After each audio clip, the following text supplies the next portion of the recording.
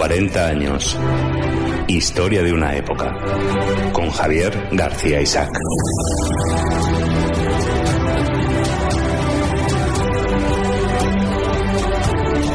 Pues estamos en 40 años en Historia de una época, este programa que intenta contar de distintos aspectos políticos, sociales, culturales, históricos, cómo fue la época del general Franco. Y para ello tenemos hoy una voz autorizada en la materia que ya ha estado con nosotros en este programa, en muchos de la casa. De hecho, el general Manuel Monzón dirige un programa propio aquí que se llama el Rubicón y participa activamente tanto en Una Hora en Libertad como en La Boca del Lobo. Es un contertulio, un amigo de esta casa, y es un placer volverle a tener aquí en 40 años. Mi general Monzón, ¿cómo estamos? Pues encantado de la vida de poder estar aquí 40 años después.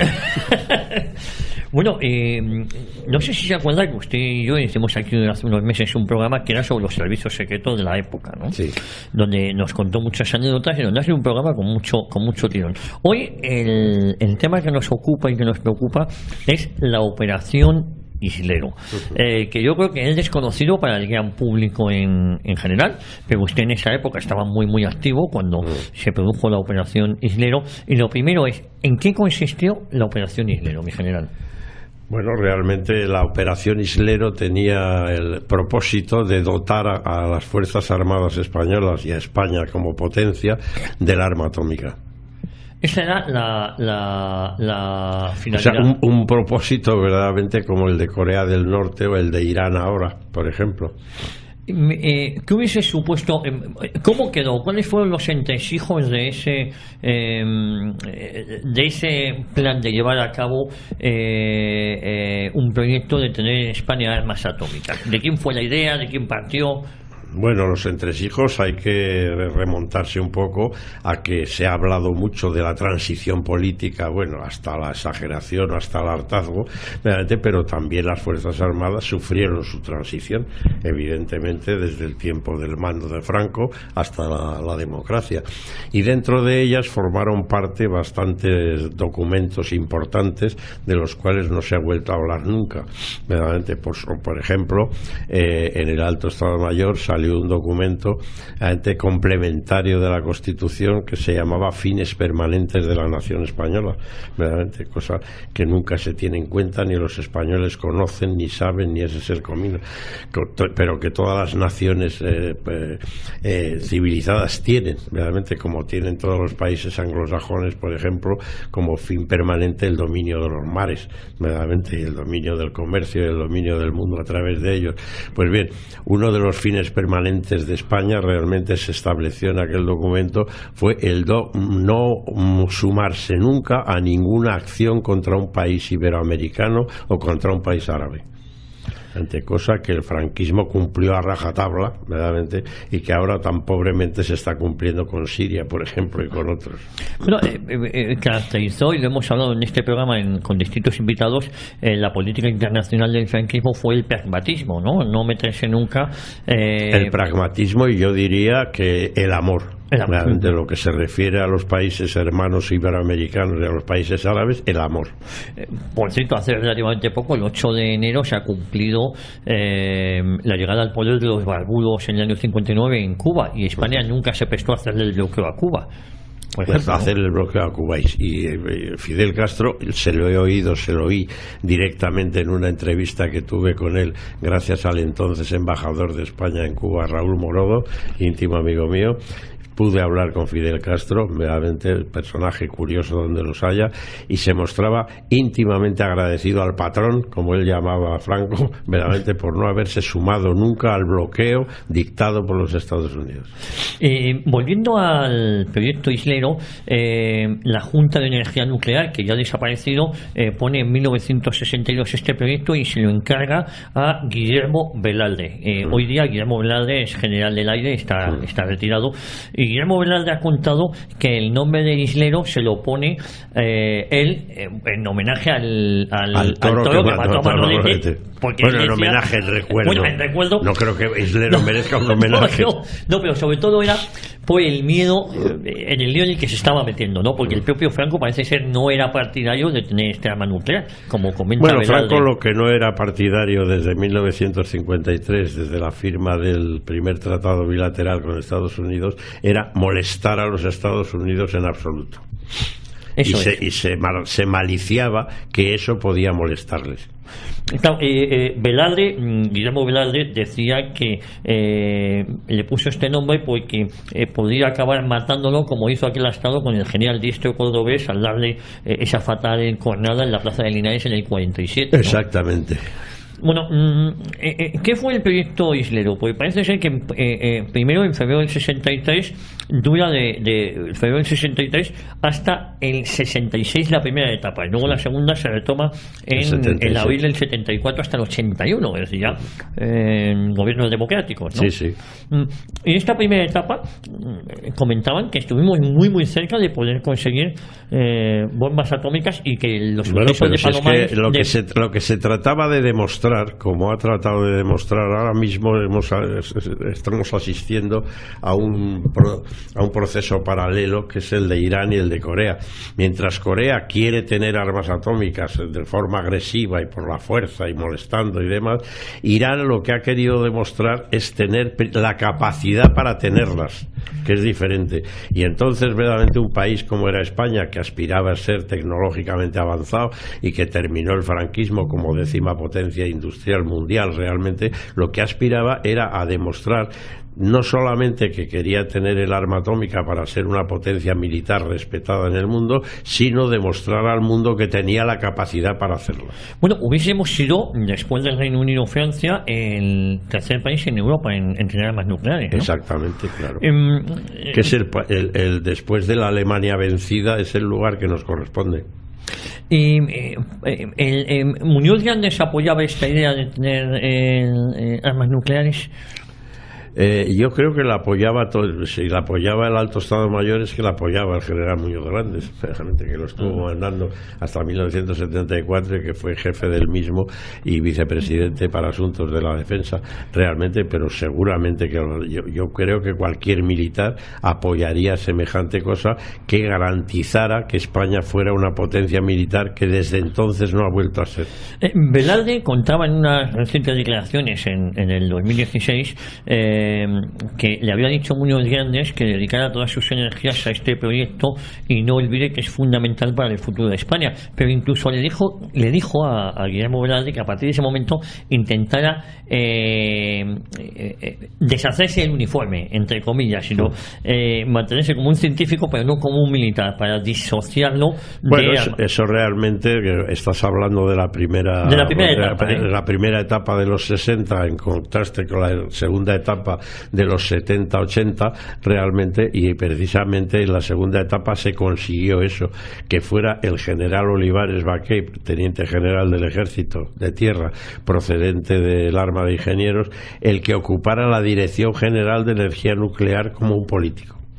No solamente como un militar. Y realmente desde ese punto, desde esa tribuna, era más fácil actuar de lo que le fue a Velarde como miembro de la Junta de Energía Nuclear, pero no como director de la misma, y siendo militar en activo.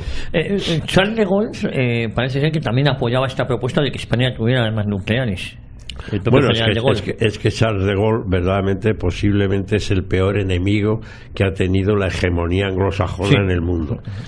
Ya estuvo hasta las narices de los anglosajones, incluso durante la Segunda Guerra Mundial, sus aliados, y entonces era consciente del abuso, verdaderamente, ya en estos años 60 y no digamos en los 70, casi 80, era consciente del abuso que estaban cometiendo las 5 grandes potencias, Francia, Inglaterra, China, Rusia y Estados Unidos, de irrogarse el derecho de ser las únicas potencias nucleares del mundo, verdaderamente, y obligar a casi todo el mundo a firmar el Tratado de No Proliferación de Armas Nucleares, verdaderamente, lo cual es un abuso, como fue un abuso el irrogarse también el derecho todavía vigente de ser miembros permanentes del Consejo de Seguridad, con derecho a vetarlo todo en las Naciones Unidas, como estamos viendo. Ahora mismo hemos asistido al rechazo rechazo mundial de la decisión de Trump de admitir a Jerusalén como capital del Estado de Israel, y sin embargo eso se ha votado en el Consejo de Seguridad. Todos han votado en contra, pero la decisión la ha vetado los Estados Unidos.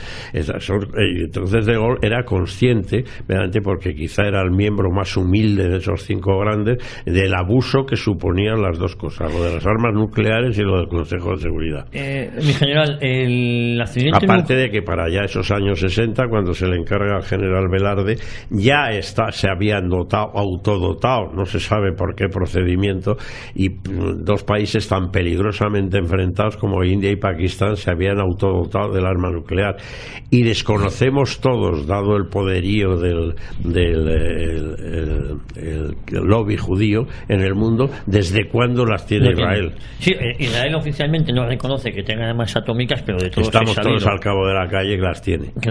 El 17 de enero del 66, en la localidad almeriense de Palomares, está esa famosa imagen de Fraga bañándose con el embajador americano. Con el embajador americano con un traje de baño que le quedaba, ya era grande Fraga, pero el traje de baño era más grande. Y que ponía de manifiesto su terrible tripón. Sí. Bueno, un bombardero de la Fuerza Aérea Norteamericana colisionó mientras repostaba en vuelo con una aeronave nodriza y ello provocó la pérdida de las 4 bombas termonucleares que estaban desactivadas, que llevaba en sus bodegas. 2 de ellas tuvieron varios días perdidas. Velarde fue enviado a Palomares por sus superiores para recoger muestras de las bombas y analizarlas. 2 de ellas chocaron contra el suelo porque no se abrieron sus paracaídas de seguridad y sufrieron daños hasta el punto de liberar cierto material radiactivo.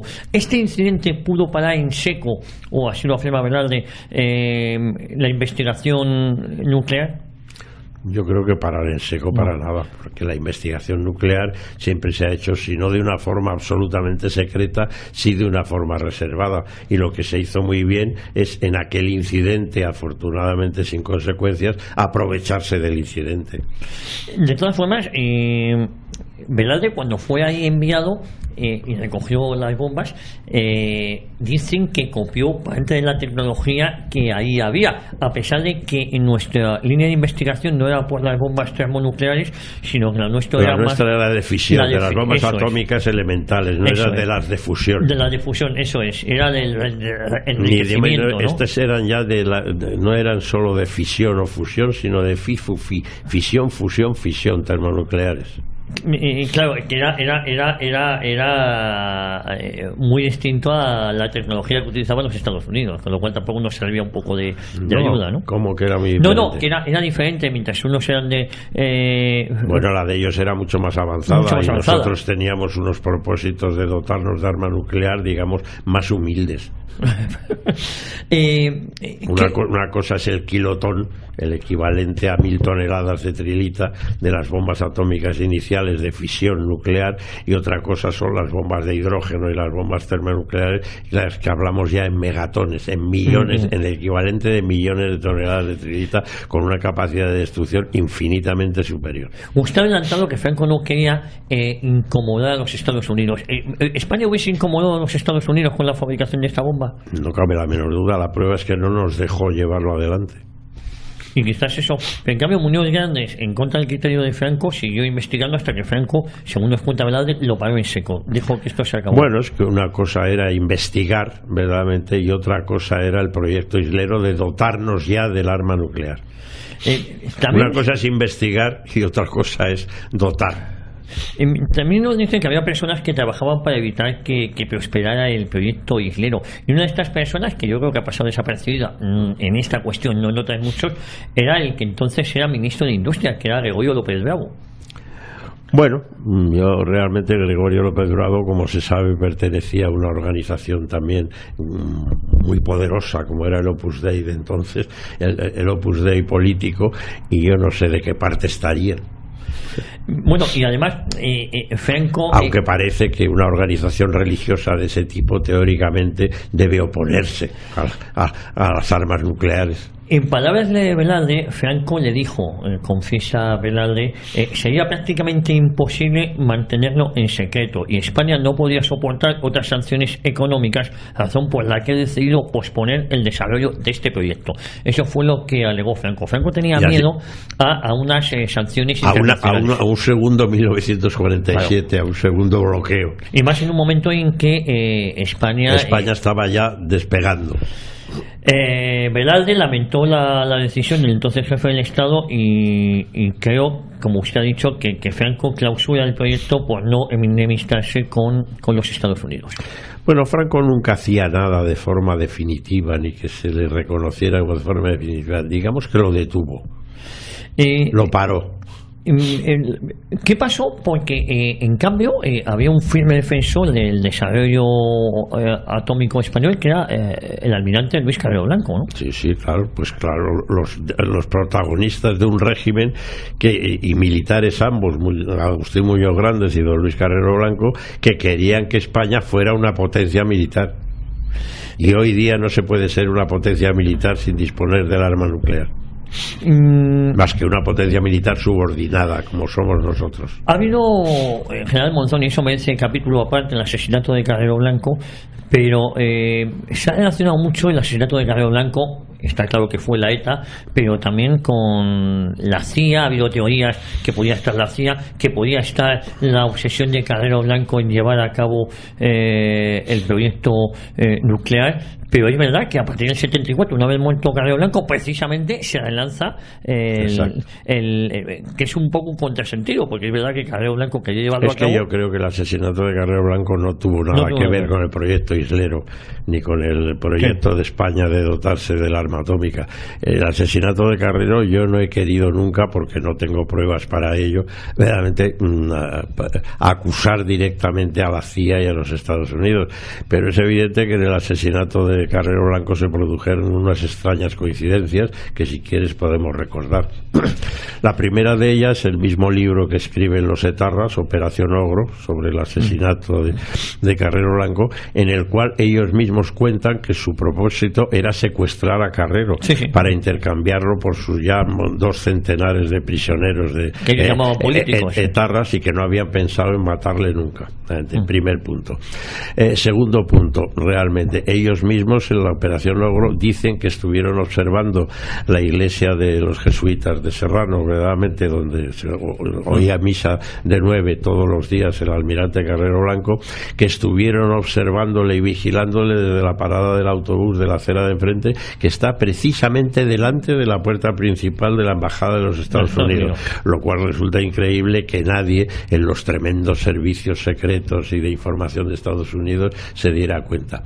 En tercer lugar, el asesinato propiamente dicho se produjo en la calle de Maldonado, escasamente a 80 metros de la embajada norteamericana, también dotada de sofisticadísimos elementos de detección, etcétera, etcétera, y nadie se dio cuenta de que estaban cavando verdaderamente el túnel de la bomba durante casi 3 meses, verdaderamente. En fin, todo ello son coincidencias, y no digamos la actitud del ministro de Asuntos Exteriores español, Cortina Mauri, a partir de la muerte de Carrero Blanco, cuando el gobierno francés le dice que tiene localizados a los que han cometido el asesinato, y sin embargo el señor Cortina Mauri dice que no se haga nada. Que no se haga nada, efectivamente. Todo fueron coincidencias, y todas ellas sumadas a que el Carrero murió a las 9 de la mañana, 9 y pico de la mañana del 20 de diciembre del 73, y el 19 de diciembre del 73 mantuvo una entrevista de 6 horas con el Kissinger, con el secretario de Estado de los Estados Unidos,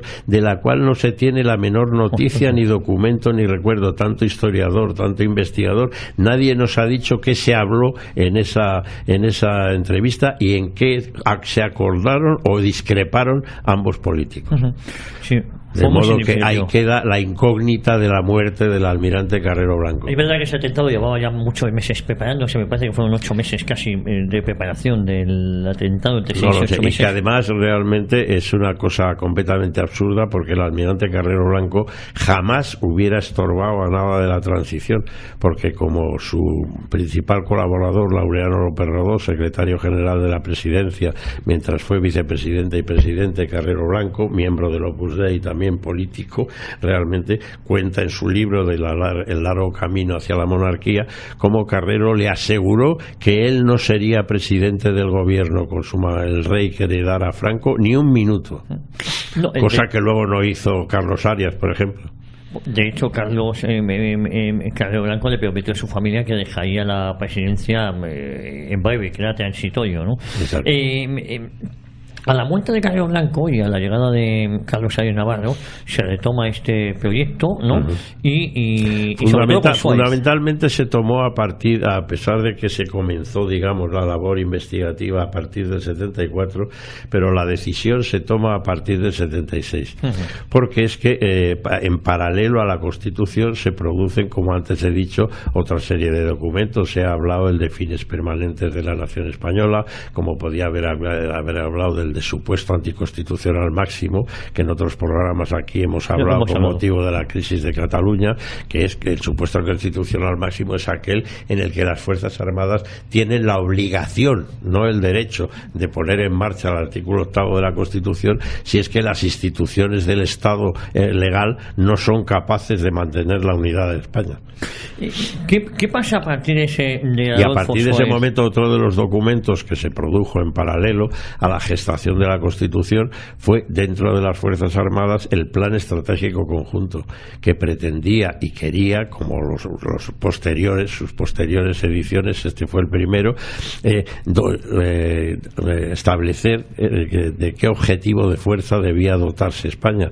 Objetivo de fuerza que se entiende en personal, en armas, en armamento, en equipo, en una serie de cosas. ¿Qué dimensión deben de tener las Fuerzas Armadas de un país? Y dentro de ese objetivo de fuerza estaba precisamente restaurada y resucitada la Operación Islero, con la ventaja, insisto, de que el teniente general Olivares Baqué verdaderamente estaba de presidente de la Junta de Energía Nuclear. En paralelo, Jimmy Carter llega al poder en el año 76 como presidente de los Estados Unidos.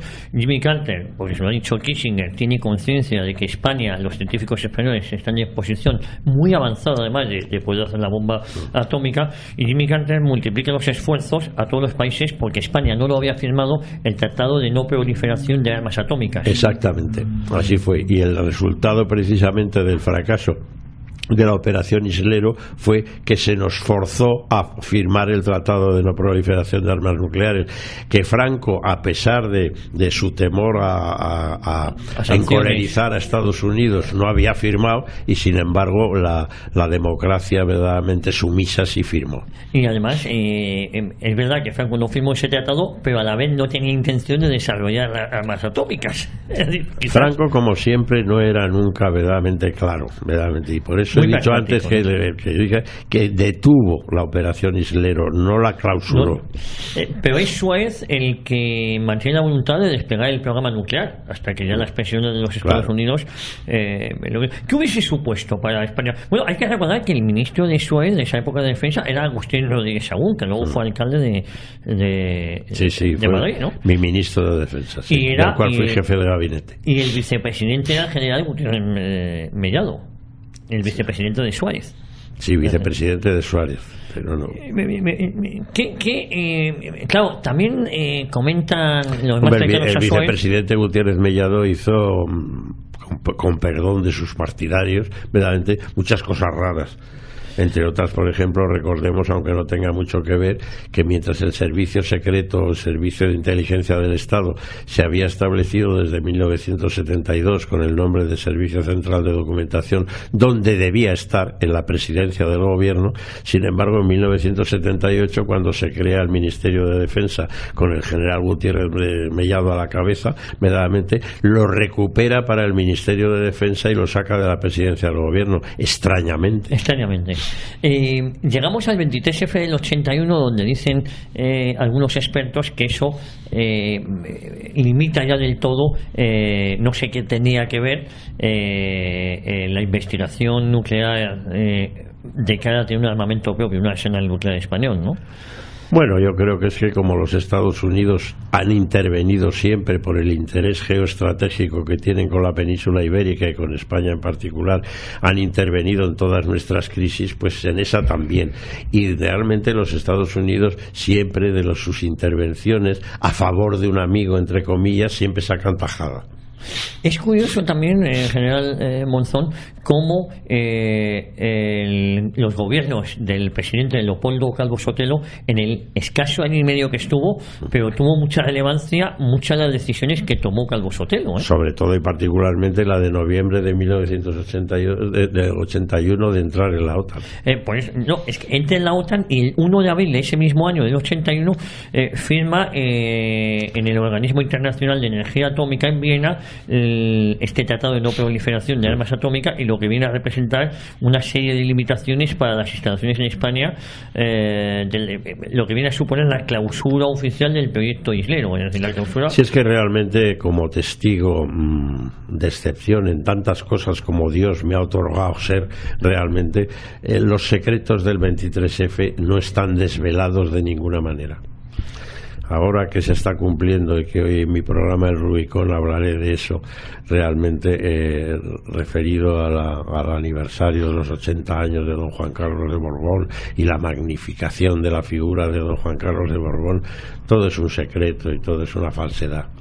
Pero, claro, es curioso que se nos diga que España durante el franquismo pudo porque es que el 23F resultaría absurdo que los Estados Unidos hubieran aprovechado el sofocar el 23F verdaderamente para que firmáramos el Tratado de No Proliferación de Armas Nucleares, cuando ellos eran los que habían instigado el 23F a través del general Haig. Claro, pero fíjese que, claro, ese 23F, que con lo que se sabe hoy en día hay muchas aristas y mucho clima, pero igual fuerza la entrada en España en el complejo militar de la OTAN, fuerza la firmada, o esa es la excusa, la firma del Tratado de No Proliferación de Armas Atómicas, ¿no? Esa es una de las excusas, las aristas que todo rodea el 23F del 81. Pues, si firmamos el Tratado de No Proliferación de Armas Nucleares, si tenemos el tratado bilateral con Estados Unidos, si además realmente no tenemos el arma nuclear, tienen garantizado que un país geoestratégicamente y geopolíticamente tan importante como este sea el aliado más sumiso que tienen, y en esa seguimos. Bueno, es importante recordar hay que ver cómo nos hemos sumado estúpidamente todos estos últimos años a la estúpida política de los Estados Unidos verdaderamente con respecto a Siria. Por ejemplo, ¿no? Por ejemplo. Pero claro, hay que situarnos en esa época donde tener uno el arma atómica suponía como un plus de entrar en un club especial, ¿no? Esa época no ha cambiado, es la misma de ahora. Todos los países que no tienen el arma nuclear no son potencias militares de primera división, digamos, de primer orden, ni tienen capacidad de decisión militar. Tan importante es porque esa capacidad de decisión militar puede ser anulada precisamente con la amenaza nuclear.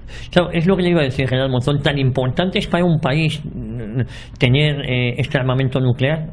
Tan importante que yo estoy completamente de acuerdo con el presidente de Corea del Norte, lamento decirlo, y no sé en todos el resto de los aspectos de su régimen comunista, realmente. Y la prueba de que tiene razón es que, a pesar de que Corea del Sur es el otro de los aliados sumisos de Estados Unidos, Corea del Sur acaba de aceptar el dialogar con Corea del Norte, verdaderamente en contra de los Estados Unidos. Estados Unidos se ha tenido que tragar verdaderamente y suspender sus amenazas en forma de maniobras militares contra Corea del Norte.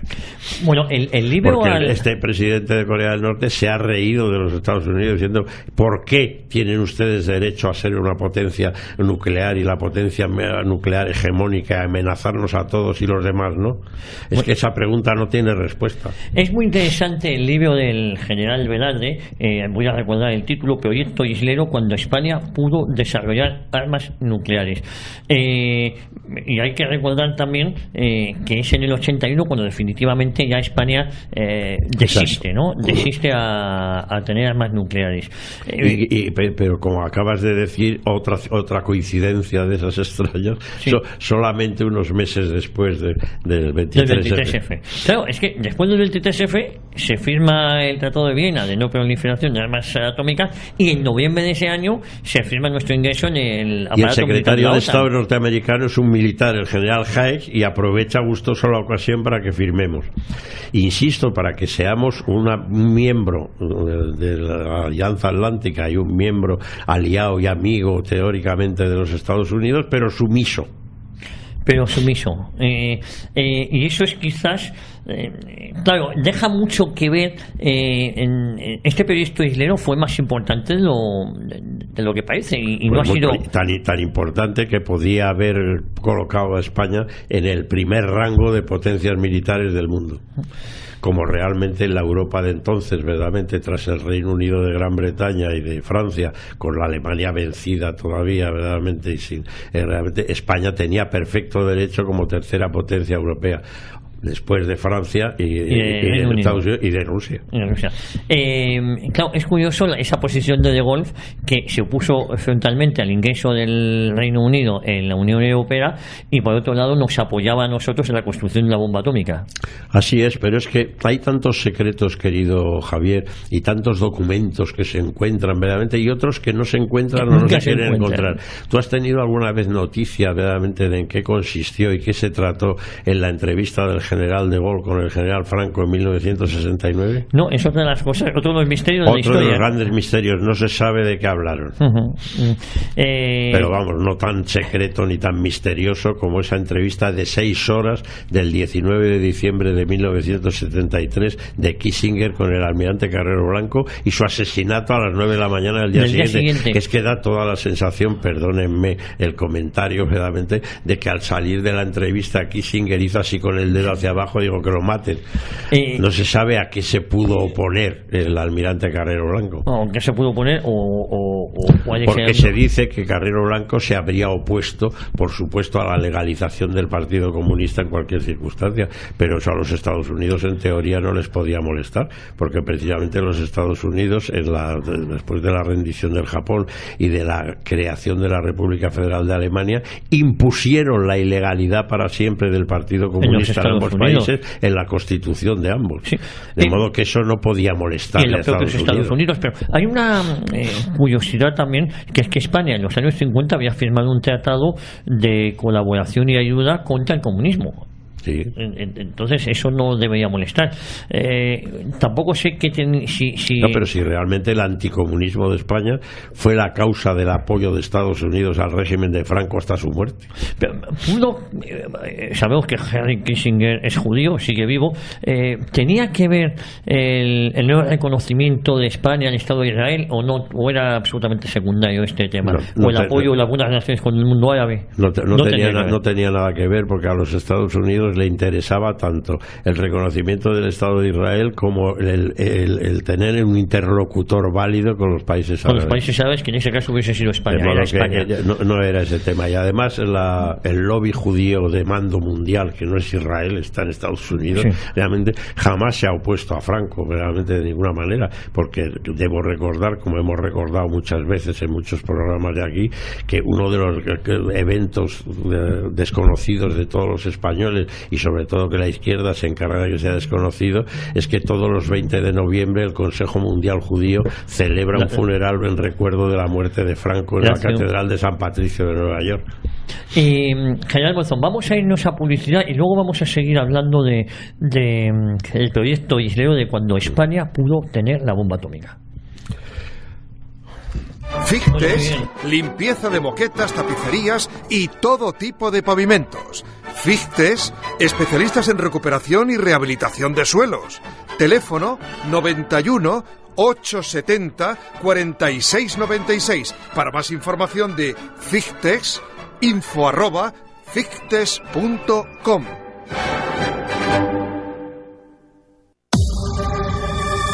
JUN 76, rapidez y eficacia. Todo tipo de obras y proyectos, peritaciones, dirección de obras, informes y valoraciones.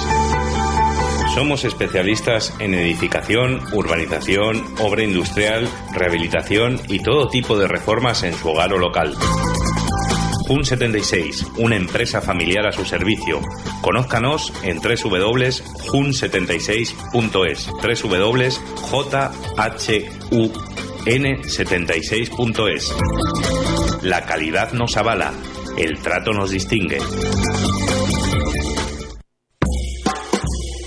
Arrocería de Augusto. Restaurante, gastrobar y, por supuesto, los mejores arroces. Y si no quieres arroz, puedes elegir entre una amplia carta: hamburguesas, arepas, chuletón, lubina. En la Avenida de los Poblados, número 131. Teléfono para reservas 91 341 0731 o en el 601 295 515. Ideal para grupos. Recuerda, Avenida de los Poblados 131. Arrocería de Augusto. Mucho más que arroz. La reconquista de España, del Tebib a Rumi. Colección facsímil completa de 34 números en edición limitada, numerada y firmada por doña Carmen Franco Polo, prologada por José Utrera Molina y presentada en una exclusiva caja. Puede ser suya por 500 euros. Contáctenos en secretaría@fnff.es o en el teléfono 91 541 2122. Repetimos, secretaría@fnff.es o en el teléfono 91 541 2122.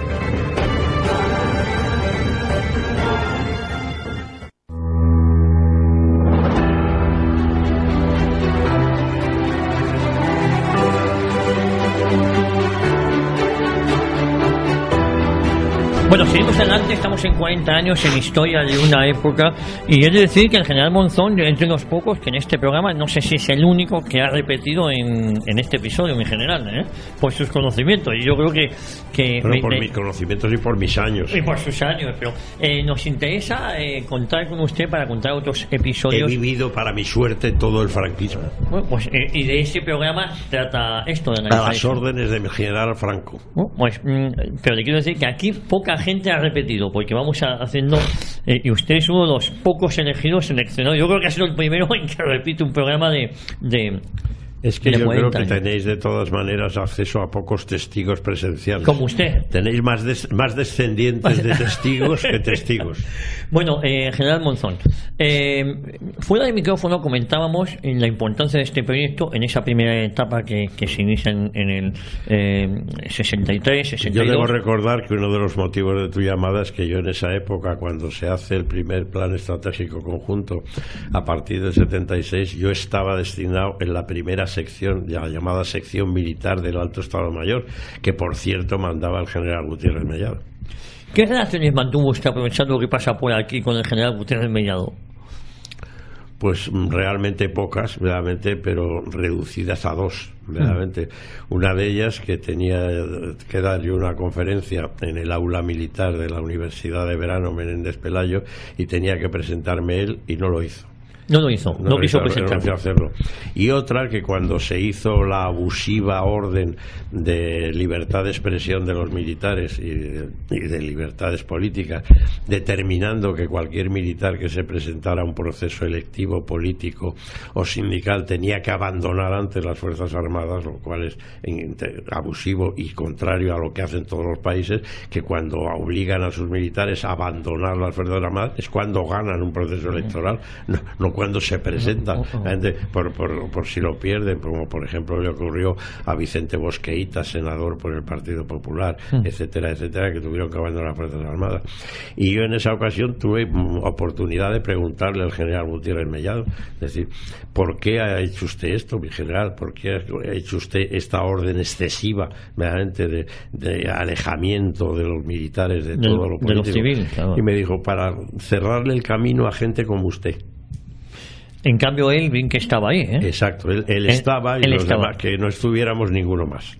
Y a nivel profesional, si lo puedo decir, ¿qué opinión le merecía? También por sus... opinión profesional magnífica, un comportamiento en la guerra civil como miembro del servicio de información de Franco en el Madrid ocupado, y terminar mandándolo el jefe del servicio de información de Franco, y de salvar a mucha gente, verdaderamente, y luego pertenecer al servicio de inteligencia en el Alto Estado Mayor, verdaderamente, en fin, tuvo un comportamiento militar y sobre todo en los servicios de inteligencia absolutamente magnífico. ¿Y a partir del 76 era el mismo Gutiérrez Mellado? Realmente yo no lo sé verdaderamente qué es lo que pudo ocurrir, porque desde que le nombraron vicepresidente para asuntos de la defensa, después siendo jefe de Estado Mayor, que a íntimos amigos suyos como el general Álvarez de Lara le dijo que no aceptara nunca eso, que se quedara de capitán general de Valladolid verdaderamente, y luego de jefe de Estado Mayor, y que se dejara de politiqueos, pero no lo hizo. Yo ese idilio con Adolfo Suárez, como muchos otros militares, supongo, no lo he comprendido nunca. Es verdad, como muchos militares cercanos al régimen que colaboraron de una u otra manera con Adolfo Suárez, y a lo mejor tampoco hicieron lo suficiente después de las matanzas que estaba llevando ETA a cabo, ¿no? Yo realmente no lo he entendido nunca, realmente, y sé y recuerdo, no quiero decir nada en contra que no sea la verdad, pero tuvo muchos adversarios dentro del ejército el general Gutiérrez Mellado, tantos que por aquella época, en su época de ministro de Defensa y vicepresidente del gobierno, realmente se celebraron las bodas de oro de su promoción, y cantidad de miembros de su promoción de artillería anunciaron que si él asistía ellos no irían. Cosa que le dolió extraordinariamente. Se aprovechó el 23F, digo porque puede parecer, pero todo esto es colateral al proyecto Islero, se aprovechó ese 23F para hacer limpieza del ejército, a unos a lo mejor justificadamente y a otros no, pero no. Se intentó hacer limpieza de militares, por decirlo de alguna manera, cercanos al franquismo. No, muy por el contrario. El Consejo Supremo de Justicia Militar, encargado del proceso, Consejo de Guerra y demás, lo que hizo fue inteligentemente limitar los daños a los que habían de verdad intervenido, y es que había intervenido poquísima gente. Si realmente la inmensa mayoría de los militares verdaderamente habían oído campanas pero no sabían dónde, pero la inmensa mayoría de los militares no sabían absolutamente nada. Verdaderamente, simplemente los días anteriores al 23F oyeron esa frase famosa de el lunes 23 de febrero a las 6:30 va a ocurrir algo muy importante, pero nadie sabía qué. General Monzón, hemos hablado de que el proyecto Islero tiene dos fases. Sin lugar a dudas, la segunda es la más importante. Sí, la segunda fue la que estuvo más cercana de ser ejecutiva, porque se quiso sumar precisamente al proyecto de constitución y de democratización de España. Bueno, añadir el comportamiento de las Fuerzas Armadas, se ha pretendido que sea un compromiso verdaderamente de esas Fuerzas Armadas con la libertad, con la democracia y con la seguridad. Y dentro de esos tres compromisos, verdaderamente el arma nuclear entraba perfectamente, de dotar a España y de convertirla en una potencia militar de primer orden. Toda esta cuestión del proyecto Islero creo que ha sido un error, nos ha alejado de la modernidad, entre otras cosas porque también se ha abandonado la investigación nuclear, claro, en materia energética. Ya no solo hablo de materia militar, ¿no? Nos ha hecho dependientes energéticamente, hemos parado todo. Exactamente, claro. Pero siempre todo eso acompañado de la propaganda izquierdista verdaderamente contra la energía nuclear, como si la energía nuclear de usos pacíficos tuviera nada que ver verdaderamente con el arma atómica. A finales de los 70 y principios de los 80 y a lo largo de los 80 se puso de moda esa pegatina del Sol que ponía nucleares no gracias, ¿no? Sí, en ese contexto, nucleares no gracias, y la OTAN de entrada no. Verdaderamente todas esas tonterías que hace el Partido Socialista eternamente y que las sigue haciendo. ¿Qué hace que el Partido Socialista, por ejemplo, cambie de criterio inmediatamente y de convocar un referéndum para sacarnos a España de la estructura de la OTAN? Pues mire usted, querido señor Isaac, yo creo que porque de todos los partidos políticos vigentes en el mundo, los llamados socialistas tendentes a socialdemócratas son el instrumento más parecido a lo que manda la masonería. Y la masonería es la que manda en el mundo. Bueno, ahí está. En el mundo anglosajón, que es el que manda, claro. ¿Quiénes más estuvieron implicados en el proyecto islero? Hemos visto que en la primera fase estuvo Muñoz Grandes, siempre estuvo Velarde, tanto en la primera fase como en la segunda. Es decir, ¿qué más elementos? Más elementos, verdaderamente dos generales fundamentales, tenientes generales procedentes del arma de ingenieros. El general don Manuel Díez Alegría, que fue quien heredó el mando del Alto Estado Mayor, verdaderamente a la muerte del general Muñoz Grandes en 1974, y el general Olivares Baqué, también procedente del arma de ingenieros, presidente de la Junta de Energía Nuclear. El papel y el general Gutiérrez Mellado, jefe de la sección militar, la primera sección verdaderamente del Alto Estado Mayor, que fue el redactor, la redactora de ese plan estratégico conjunto. Gutiérrez Mellado estaba a favor o Díaz Alegría estaban a favor. Sí. Todos ellos que usted me ha nombrado estaban a favor de este proyecto islero. Pero el ejército entero, si es que yo creo que no hay ejército en el mundo, no hay fuerzas armadas en el mundo que no sueñen verdaderamente con estar dotadas con el arma atómica, porque es la manera de ser una potencia militar con capacidad de decisión propia y no con capacidad de decisión sumisa. Claro, cuando nos dijeron que Irak tenía armas de destrucción masiva, claro, nos estuvieron engañando porque era mentira. Era mentira y era, lo sabían. Naturalmente, sí, sabían que no. Sabían que no tenía. El que posiblemente no lo sabía si sí o si no era Aznar, que quizá fue uno de los primeros engañados verdaderamente en la conferencia famosa, verdaderamente de los pies encima de la mesa. Las Azores. Exactamente, pero realmente que él fuera el engañado o uno de los engañados no quiere decir que no le engañara. Claro, pero puedes hablar de tres, por ejemplo, Pakistán y la India, que son países de con un mismo germen. No, evidentemente a Pakistán y a la India verdaderamente no tenían capacidad ninguna para autoconvertirse en potencias nucleares. Alguien las convirtió. Y realmente detrás de la India y Pakistán, ¿en quién se puede pensar? No, en Inglaterra. En Inglaterra. Bueno, claro, que había sido su colonia, claro. Había sido parte de su imperio, ¿no? A lo mejor, quién sabe, si en los oscuros designios del Reino Unido de la Gran Bretaña le pudo interesar un enfrentamiento terrible entre la India y Pakistán que le permitiera volver. Bueno, hay una historia poco conocida que es como la independencia. Es que hay un político británico, perdónenme ustedes esta digresión, que ha sido quizá uno de los peores enemigos del tradicional imperialismo británico, que ha sido el propio almirante Mountbatten, tío de la reina, y finalmente asesinado extrañamente por el IRA, verdaderamente en su yate. Y como la decisión apresurada de la independencia de la India y de la partición de India y Pakistán verdaderamente fue del almirante Mountbatten en 1947, a lo mejor es que el Reino Unido de la Gran Bretaña no dejó de pensar en volver. Claro, hablamos, la India fue dividido en 3 países, Bangladesh también, ¿no? Sí, pero primero en India y Pakistán. Y Bangladesh pertenecía a Pakistán, pero estaba separado. Es curioso como luego estos países, si no me equivoco, forman parte de los no alineados, donde un invento de Tito, del yugoslavo Tito, ¿no? Más bien de países de la órbita de la Unión Soviética, eran esos de los no alineados, ¿no? Estaban más cercanos. Sí, estaban más cercanos. Estaba Egipto, el Egipto de Nasser también, ¿no? Claro, todos estos países que han tenido armas nucleares o se han hecho, que las tienen, porque los que las han tenido las siguen teniendo. Las siguen manteniendo, efectivamente. Lo que no sabemos en qué estado de conservación o mantenimiento se mantienen sus arsenales nucleares. A mí esa sí que es una investigación que me gustaría. ¿En qué estado se encuentran los arsenales nucleares de las 8 naciones que tienen armas nucleares hoy día? Bueno, y que se han multiplicado porque, por ejemplo, en la Unión Soviética, cuando se desmembra, hay muchas de las que eran regiones que formaban parte de la Unión Soviética, hoy son repúblicas independientes, que no está muy claro si tienen o no tienen armas atómicas. Está perfectamente claro. Está perfectamente claro. Y si las tuvieran, se hubieran comportado con Rusia mucho más chulescamente. Hay una cosa que paradójica que llamó mucho la atención, que es cuando Sudáfrica tenía armas atómicas. Se dice que cuando llega el fin del apartheid, antes de que caiga en manos de...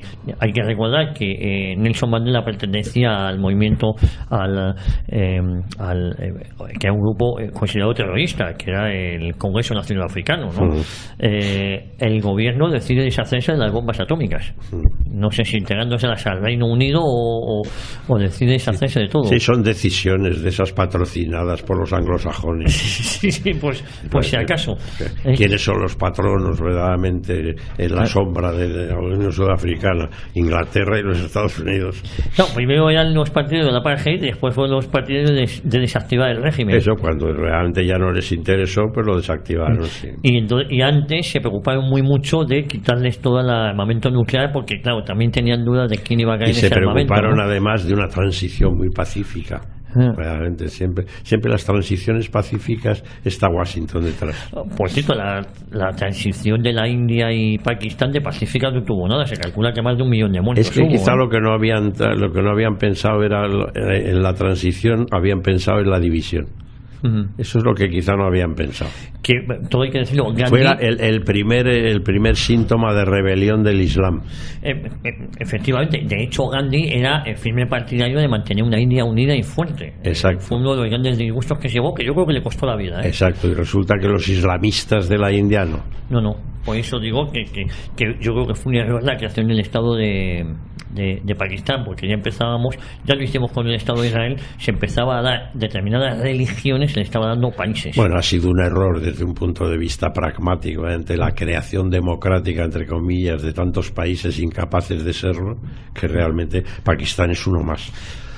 Quizás porque el Reino Unido pensaba que podía controlar a Pakistán, ¿no? Pues acaso después de la animadversión que tenía la India hacia ellos ante el antiguo imperio. Bueno, pensaba, y yo creo que sigue pensando, porque en Inglaterra, el Reino Unido de la Gran Bretaña sigue teniendo un instrumento político único en el mundo llamado Commonwealth, realmente integrado por 42 países, de los cuales la reina de Inglaterra es el jefe del Estado, entre ellos nada menos que 2 tan flojitos como Canadá y Australia, verdaderamente, que han votado incluso seguir bajo la jefatura del Estado, y ese es un instrumento de poder enorme. Volviendo al proyecto islero, ¿en un futuro sería posible un proyecto islero en España o ya es absolutamente descartado? Yo no sé si hay algún político en España de derechas o de izquierdas, porque hay que ver que oigo criticar la monarquía, criticar esto, criticar lo otro de una manera, pero no oigo a ninguna fuerza izquierdista radical, ni a ninguna fuerza modernista, ni progresista, ni populista criticar a los Estados Unidos. Cosa que me sorprende verdaderamente, porque realmente antes, precisamente, el rasgo fundamental de estos políticos verdaderamente era el antinorteamericanismo, ahora no. Bueno, vamos a ir, nos quedan menos de 10 minutos, hay que ir recapitulando. Proyecto islero, 2 fases. La del general Velarde y la del general Olivares Baquesi. Ambas importantes, quizás cuando se estuvo más cerca fue ya en los 80, en los 80, en los 70. Bueno, es que además la investigación, que nunca se había detenido, que nunca se había clausurado, que se había detenido aparentemente, realmente habían pasado más años y estaba más avanzada, como es natural, y yo creo que España sigue tecnológicamente en condiciones verdaderamente de dotarse del arma nuclear. Sin ninguna duda que España tiene la capacidad tecnológica para hacerlo, es evidente. Claro, es normal que compremos energía nuclear a Francia, a nuestros vecinos, y no la estemos desarrollando en España. Claro, Francia ahora mismo está encantada. Somos energéticamente dependientes, ¿no? De Francia, de Argelia. Como Francia es una de las interesadas, verdaderamente, decir, pues nada, estos que sigan dependiendo de nosotros. Claro. Bueno, en todo este proyecto islero, la central de Vandellós tuvo mucha importancia, sobre todo porque era tecnología francesa, si no estoy equivocado, ¿no? Ahí Francia, como hemos dicho, el general de Gaulle apostaba porque España lo tuviera, aunque solo sea para... Bueno, pero no nos engañemos, la tecnología nuclear militar, la tecnología nuclear realmente es en origen norteamericana, realmente, y en mucho más lejano origen alemana, verdaderamente, y los demás lo único que han hecho ha sido trabajar sobre lo entregado por Estados Unidos o sobre lo facilitado por los Estados Unidos a todos sus aliados, menos a la Unión Soviética, que no necesitó que se lo facilitaran porque se lo quitó. Hablando de política ficción, si la Segunda Guerra Mundial llega a durar un poco más, ¿Alemania podría haber desarrollado la bomba nuclear? Si hubiera durado bastante más. Bastante más, pero sí había estudios. El propio Werner von Braun realmente manifestó que en 1945, cuando fue capturado y cogido por los Estados Unidos para su desarrollo nuclear, realmente manifestó que le hubieran faltado un par de años más. Colaboraron muchos científicos alemanes. Un par de años más, porque es que tuvo una interrupción, así como la invasión de los países nórdicos, realmente en abril de 1940, tuvo como finalidad fundamental el hacerse con el agua pesada de Noruega, ingrediente de la arma atómica. Luego, sin embargo, Hitler realmente se manifestó por frenar aquello en beneficio de los cohetes con carga convencional. Creyendo que aquello podía ser definitivo sin necesidad de llegar al arma atómica. Hubo, esto ya es anecdótico, pero en 1941 Estados Unidos e Inglaterra ya firman el Tratado de Construcción y Fabricación de las Armas Nucleares. Siempre los mismos. Sí, los demás no podemos, pero los mismos sí. Siempre los mismos. En 1945 verdaderamente son los autores, los Estados Unidos de Norteamérica y el Reino Unido de la Gran Bretaña, de las dos grandes matanzas del final de la guerra. El mando de la RAF, con el mariscal Harris al frente, verdaderamente en los bombardeos del 14 y 15 de febrero de 1945 en Breslau y en Dresde, que produjeron más muertos que la bomba atómica de Hiroshima, y que Truman, por supuesto, con las bombas atómicas de agosto del 45 de Hiroshima y Nagasaki. Las dos grandes matanzas y masacres del mundo en aquella época. Que han pasado un poquito, no desapercibidas, pero yo casi santificadas, ¿no? Pues como mal innecesario. Como todo lo que hacen ellos, que para eso mandan. Todo lo que hace el que manda se santifica.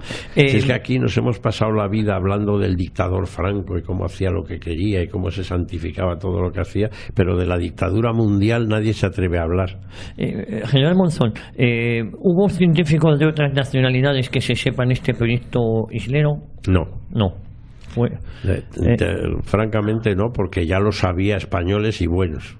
Es decir, no se contó con... Si realmente ya teníamos tenemos la tecnología nuclear suficiente, lo que hace falta es dejarla desarrollarse, mediante incentivar su desarrollo, presupuestar su desarrollo. Mediante, si eso no se hace, allá los negros. En algunos programas de aquí de 40 años, en una ocasión tuvimos a Carrascosa del Centro de Investigaciones Científicas Españolas, y nos contaba cómo España ya desde en el año 39 lo primero que se hace es crear un centro de investigaciones científicas. El Centro Superior de Investigaciones Científicas, que es probablemente uno de los centros de investigación clave en el mundo. Pero fíjese, ya le hablo del año 39, eso se puso en marcha. Una de las muchas barbaridades, entre comillas, que hizo Franco, ¿no? Sí.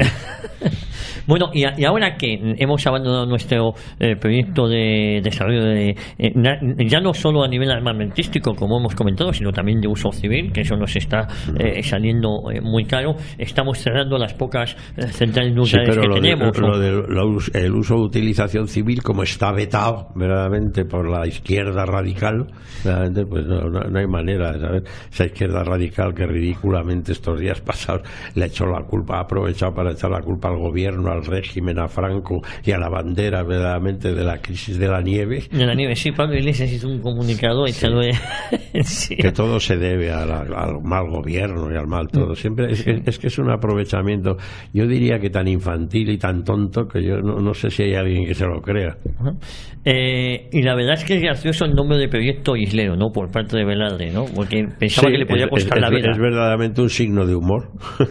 Pensaba que le podía costar la vida. Hombre, y por eso...